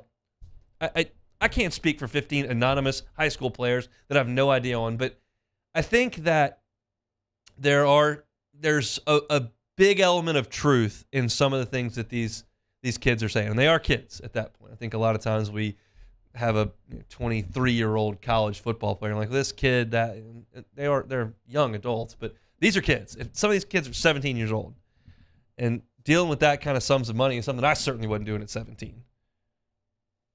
I don't think I had a checking account at 17. Dad, you got a 20? Thanks. But it was a fascinating piece, so I encourage all of you to get over there and read it. It's got all the direct quotes from all 15 guys for every question. And they go through best restaurant and best town to visit and best photo shoot and what was the number of NIL you got, and you get numbers from 0 to 3 million. It was a fascinating story. Appreciate Manny for jumping on and chatting with us. Perfect game. We trust Kendall Rogers, Aaron Fitt, Mark Etheridge, and those guys to come up with the best college baseball coverage, and they came on and gave your preseason All-Americans. How many does LSU have? And there's a guy here that I think they may have missed the boat on. We'll talk about that next on the Hunt Palmer Show. This is Hunt Palmer. LWCC is Louisiana Loyal, elevating and celebrating champions of Louisiana all January. We're telling you about Hunters for the Hungry. Hunters for the Hungry is a nonprofit. It was founded by a group of local hunters to share the game and fish they harvest each year with the needy. And they've got some great programs that they do, like Clean Out Your Freezer Day, which is held in September. Sportsmen are encouraged to make room in their freezer for what they think they'll bring home in the upcoming hunting and fishing season. And 35 drop locations are set throughout the state for all properly packaged protein that's accepted and welcome. So they got to have room. Somebody's got to deal with that. Hopefully we can do it with the needy and they can get something to eat. Hunters for the Hungry does great stuff like that all year long. One deer can provide 240 meals to the needy, and Hunters for the Hungry works to reduce the number of hungry families by connecting hunters and fishers across the state, capitalizing on the bounty of the land. They work with all 5 major food banks in Louisiana. That's why they're a champion of Louisiana. That's always presented by LWCC. If you know some entity, some nonprofit like Hunters for the Hungry, let us know. Go to lwcc.com/champions, lwcc.com/champions, and nominate someone to be a champion of Louisiana so we can tell their story. LWCC wants us to do it. We want to do it. You help us out by going to lwcc.com/Louisiana Loyal. LWCC, a champion of Louisiana. Our listeners fire off their opinions on the jimsfirearms.net hotline at 499-1045. Keep listening for your next chance to shoot us your thoughts with the jimsfirearms.net hotline on 1045 ESPN Baton Rouge. There it is, the extra mile, on the border of expected and extraordinary for those willing to go further, like vans customized for work or play, with safety and tech to keep you connected. Supported by a 5-star sales, service, and finance team. And backed by the 1-star you know. So go the extra mile. It's never crowded because so few have what it takes to go there. Mercedes-Benz Vans.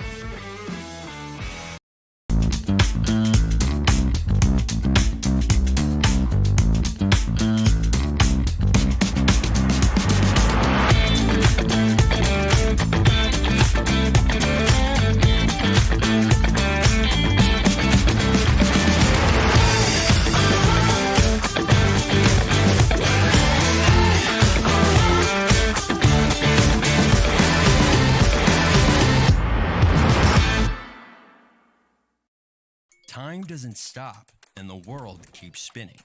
Community, culture, and communications, the powerful circle that connects us together.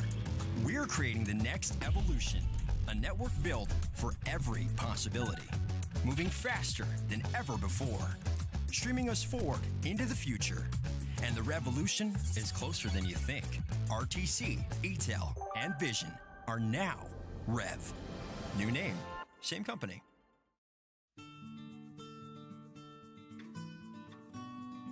This is a house call. This is a follow-up appointment. This is a diabetes checkup. This isn't just more convenient care, it's more advanced care. This is innovating healthcare at Louisiana's #1 hospital, Auctioner. ServiceMaster Elite create clean, disinfected work environments. As a local business, we take pride in serving the New Orleans and Baton Rouge areas. Our cleaning protocols follow CDC and OSHA standards for healthcare settings, offices, senior living, restaurants, and industrial plants. Contact ServiceMaster Elite to get your operation ready for reopening with germ disinfection cleaning. ServiceMaster Elite, the trusted choice in professional cleaning since 1996. Eli's always been into grilling. It took us a while to see it, but the signs were there. What are you doing, Eli? I knew grilling was my thing. I have been talking about it throughout my career. Happy with the results? I am. Got the new grill from barbecueguys.com. It performed great. My advice, as I always told my boys, do more of what you're born to do. Barbecue Guys. For those who Join me 1 to 3 on Thursday. We'll chat with Luke Johnson about the black and gold and get ready to paint the picture for the NFL playoffs. On Palmer Show, 1 to 3 weekdays, 104.5 ESPN, Baton Rouge.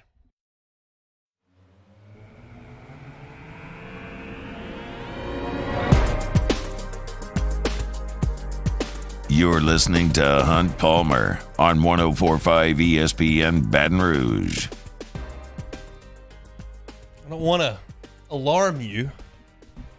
Baseball practice starts pretty soon. It's going to be fun. Perfect Game came out with their preseason All-Americans. They got 3 teams. It's Kendall Rogers, Aaron Fitt, that whole team over there at Perfect Game that does. No, sorry, this is Perfect Game. They're D1 Baseball. That was not correct. I just started talking. That wasn't right. But Perfect Game does do an awesome job coloring college baseball. You got Vincent Servino and Craig Cozart over there who are great. I just had a total brain fart there. But they came out with their All-American teams. And on the first team, you've got at outfield Dylan Cruz. He hit .349 with 22 homers. Seemed like a guy who would be on the first team. Your designated hitter on the first team is Tommy White. He was, of course, last year's National Freshman of the Year, set the National Freshman home run record with 27, hit 362. And at utility on the first team, you've got Paul Skeens. Now, this is more so a nod to Paul Skeens because he is a capable hitter and he is a very, very strong pitcher. And the fact that he can do both of those, while he may not be the best pitcher in the country or the best hitter in the country, the fact that he can do both, he's your utility first teamer.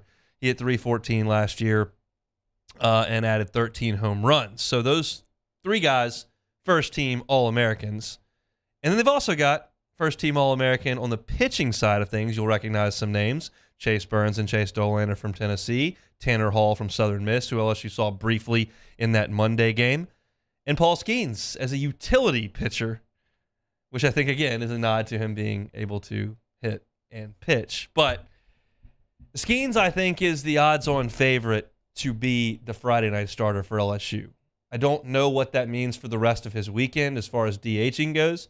If he can throw 104 pitches on Friday and is okay to hit on Saturday, or if they're fine with him throwing 105 pitches and then taking Saturday off, letting one of the other guys DH and let him DH on Sunday after day off. Maybe they think it's best for him to hit for 2 days and then to pitch on Sunday because that's the best way to conserve his energy. I don't know what they think, and we'll get some information on that, I'm sure, from the coaching staff before the season cranks up. But the Perfect Game staff does think a lot of LSU with Tommy White, Dylan Cruz, and Paul Skeens on the first team All-American list. Now, I was looking through to see if anybody else, because those are the name brand guys, if anybody else made an All-American team, you would think Trey Morgan would very likely be on there. He's on the third team at first base. Trey last year hit 324, had 5 homers, and plays a really nice first base.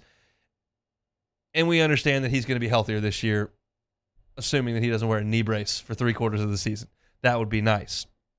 But that's it for LSU. You've got Cruz in the outfield, White at DH, Skeens as a utility guy on the pitcher side and the hitter side on the first team, and Morgan on the third team. Those are your 4 guys. And those are the biggest name brands on this team. We understand that. But I think there is one guy, if I had to pick on this team, that would make a jump towards this level of player. And I think there are a lot of options there. You certainly got a couple of freshmen who were very highly touted offensively. You've got Gavin Guidry. You've got Paxton Kling. Brady Neal is thought to be an exceptional young player that could grow into that role. You know that Gavin Dugas hit 19 home runs a couple of years ago, led the SEC in RBI. Jordan Thompson returns to play shortstop, and he really came on defensively late in the year and got some really big hits for LSU. Third-year starter at shortstop at LSU, usually a guy that's pretty recognizable on a national scale. And all those guys, I think, could be really, really good players. I think some of them could be All-American type players. But the guy that I think's got a chance to make a jump here to be sort of an All-American is Josh Pearson. Now, why do I say that? Well, I watched him early in the season last year. He was given some huge opportunities, given a huge opportunity to swing the bat in Arlington and came up empty twice, in Houston, and came up empty twice. They put him in there to pinch hit in a big spot, good freshman bat, here's your opportunity, and he didn't come through either time. But they started to give him an opportunity later in the season. They put him in an SEC series, and after he became the starter and the everyday outfielder, he hit 305. He had a 5-for-5 game against Kentucky in the SEC tournament. He had a 2-home run game against Mississippi State. That was in Starkville. He led LSU last year with a .459 batting average with runners in scoring position. Now, I will be up front. I don't love the stat hitting with runners in scoring position. I think there's something to being a good hitter. I very rarely believe that there are very good hitters who suck with runners in scoring position and very bad hitters who are great with runners in scoring position. I think you're either a good hitter and you usually hit with runners in scoring position, or you're not and you don't. Now, there's something to hitting with 2 strikes. There's something when the pitcher's bearing down and you got to put the bat on the ball. I don't discount it 100%. I just probably value it far less than most. I look at the postseason hitters. I don't sense that David Ortiz was crappy in July and was really good in October. I don't think Reggie Jackson couldn't find it in August, and all of a sudden, October showed up. Derek Jeter wasn't a very poor May hitter. They were all good hitters, so yeah, they hit really well in the postseason. And I think Josh Pearson is a good hitter, which is why he hit 459 with runners in scoring position, but it is an impressive statistic. 459 on anything is pretty good. And so I think he's got a chance to make a nice size jump. These kids, they see better pitching now in high school than they ever have. They go to these perfect game circuits and showcases, and you see really good arms at that point. But game in and game out from February to June of your high school season, you're seeing fastballs in the low 80s. And then you show up for fall ball as a freshman, and everybody on this staff's throwing 94, 97. It takes some time to get adjusted to that. So for some people just go in there and start hitting. Bregman just dropped in there and started hitting, and that's great. It takes some time for some people.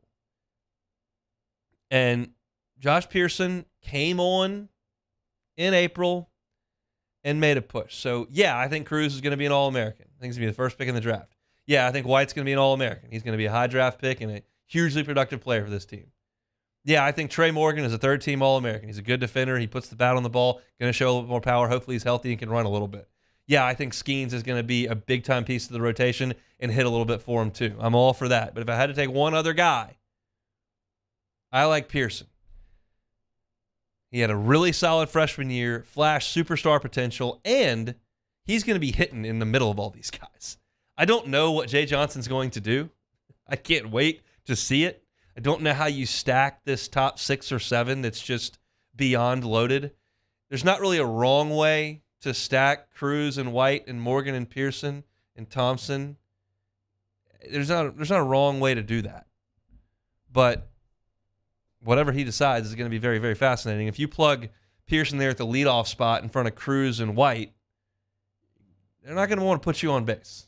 They're not going to want to walk you. You may see some fastballs. They put you out there behind Cruz and White and in front of Morgan. He's an RBI machine, and they're going to be on base a lot. Not going to want to pitch around you much. There's not really a bad spot to hit Josh Pearson. So I think if I had to go with one other guy, that would probably be the guy that I would choose. But anyway you slice it, Matt read off a list of the top impact transfers. LSU had 3 of the top 7. I'm reading you off All-Americans. They got 4. It's pretty potent. We'll talk about it a lot in the coming weeks. We've now flipped the calendar, and football's in the rearview mirror. We'll talk a lot of basketball. We'll talk some Saints. We'll talk transfer portal recruiting. We're not going to do baseball every day, but I think it puts people in a good mood. It puts me in a good mood. I'd like you to listen and be in a good mood. I'd like everybody to be in a good mood. And hearing that your team's got 4 All-Americans on it, not exactly the worst part of my day, quite frankly. We'll take one more time out. We will come back, and we will finish things up with some Take It or Leave It, one of my favorite television events of the year coming up over the next 2 weeks. I'll tell you about it next on the Hunt Palmer Show. Hunt Palmer on 104.5 ESPN Baton Rouge. One of the things I love about betting on the NFL is I'm always finding new players or game props that I like. And what's cool about FanDuel Sportsbook is you can combine these props with other bets from the same game to score an even bigger payout. Perfect for tonight's game. Bet quarterback passing yards, running back touchdowns. It's really easy to use. You can live bet during the game. The odds change during the game. And if you see something you like, you can lock in a live bet. And the best part, when you win, you get paid fast. There's no feeling like nailing a same-game parlay. So lock in your bet today on the FanDuel Sportsbook. If you're new to FanDuel, sign up today with the promo code 1045ESPN for your no-sweat first bet up to $1,000. Got to know that we sent you, so put in that promo code 1045ESPN and make every moment more with FanDuel, the official sportsbook partner of the NFL. Must be 21 and present in Louisiana. First online real money wager only. $10 first deposit required. Bonus issued and non-withdrawable free bets. Expires 14 days after receipt. Restrictions apply. See terms at sportsbook.fanduel.com. If you're somebody who has a gambling problem, wants help, call 1-877-770-STOP. In times of need, get a full list of phone numbers, websites, and other important emergency information on the Demco Stormwatch page at 1045ESPN.com. Hi, I'm Brandon Landry, founder and CEO of Walker. Hi, my name is Dr. Craig Green. This is Ryan Terrio with HUDCORoofing.com. Hey, it's Matt Moscona. No matter how big your commercial roofing job, HUDCO can help. My patients come to me because they trust that I can get the job done at a high level. Ryan Terrio and Richard Tilley have the same level of trust when it comes to roofing. If you have a roofing issue, call HUDCO Roofing. Give us a call, 364-1007, and we'll come to your house and give you a free inspection.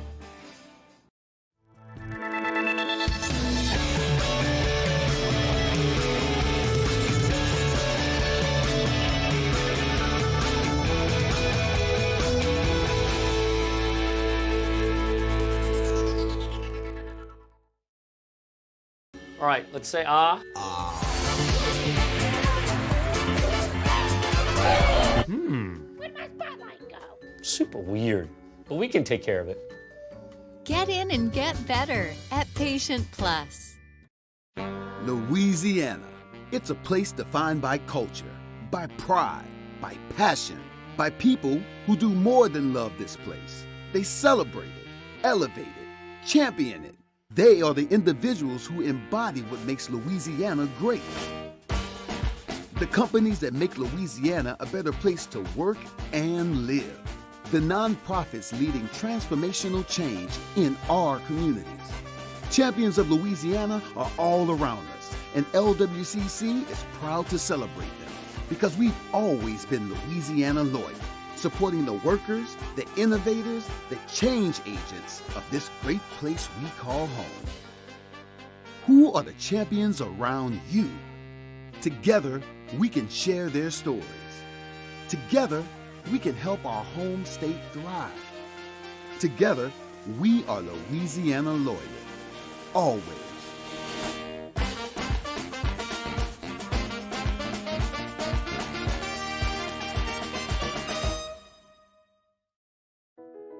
I've been doing business with Luba for 25 years. They're dependable, trustworthy. It's just the attention to detail with our clients. Our folks have years and years of experience. They're highly trained professionals. But many companies have that asset.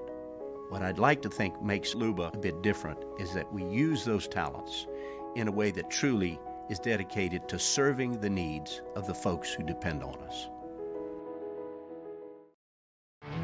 There it is, the extra mile, on the border of expected and extraordinary for those willing to go further, like vans customized for work or play, with safety and tech to keep you connected. Supported by a 5-star sales. Week 18 in the NFL. Tune in Saturday when the Las Vegas Raiders host the Kansas City Chiefs at 3:30 p.m., immediately followed by the Jacksonville Jaguars and the Tennessee Titans at 7:15. Then on Sunday, the Buffalo Bills host the New England Patriots at noon, right here on 104.5 ESPN Baton Rouge.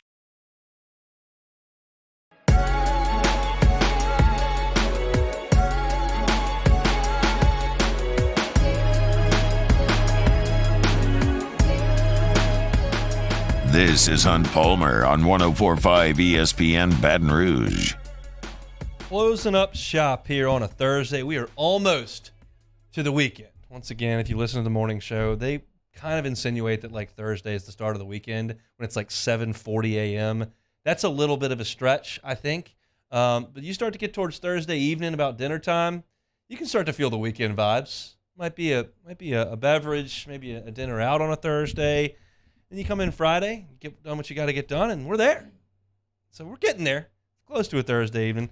We can't finish up a Thursday show, or any show for that matter, without a little take it or leave it. Yeah, let's do it. Heavy golf. I'm sure people in the chat will appreciate that. The PGA Tour begins its 2023 schedule today with the Century Tournament of Champions in Maui. Prime time golf. Take it or leave it. I just can't take it anymore. That's not what I should say. I will take it just as strongly as I can take it. It is my sixth favorite golf week of the year. You got the Ryder Cup, that's one. You've got the 4 majors, that gets you to 5. And then this is it for me. I love the Century. It is winter. It is dark really early, and they tee off and start at 5 p.m. and they play till 9 o'clock at night. It's 8:30 at night in a weekday, and I'm looking at beautiful scenes of the Kapalua Plantation course, looking at some of the best players in the world who won last year. Primetime golf happens 2 weeks a year, and I am super fired up for it tonight. I will be locked in for 4 hours tonight watching the Tournament of Champions. I could not be more in on the Century. They played next week at Waialae. It's not quite as scenic or as fun, but this week is my 6th favorite golf week of the year. I'm pumped about it. I don't think I've watched golf 6 times in my life. The fact that you have 6 weeks that you highlight I got like 20 of those, but this is top 6. I will actually stick with golf. In that tournament, Justin Thomas is using a new putter. It's actually his old putter. Okay, it's actually his old putter that he used in high school, putting with a 15-year-old putter. Take it or leave it. I got to take it because I do it every time I play golf. I'll take it. My dad won a putter. It's an Odyssey 2-ball putter in a scramble when I was in 8th grade. And he gave it to me because he didn't want it. And I have used it since I was in 8th grade. That was 2002. I've been using that putter for 21 years. I have no interest in changing putters, and I love that Justin Thomas, who's one of the 5 best players in the world, is going to go back to his high school putter. Sometimes you just need the feel. They've got all this new technology that can help you hit the ball a mile, and it's got forgiving irons and different shafts and all that stuff. I think a putter, more often than not, it's just a putter. If you're comfortable with it, it feels good in your hands, go with it. So, yeah, I'm going to take using a 15-year-old putter because mine's older than that. So go JT. All right, finally moving off of golf.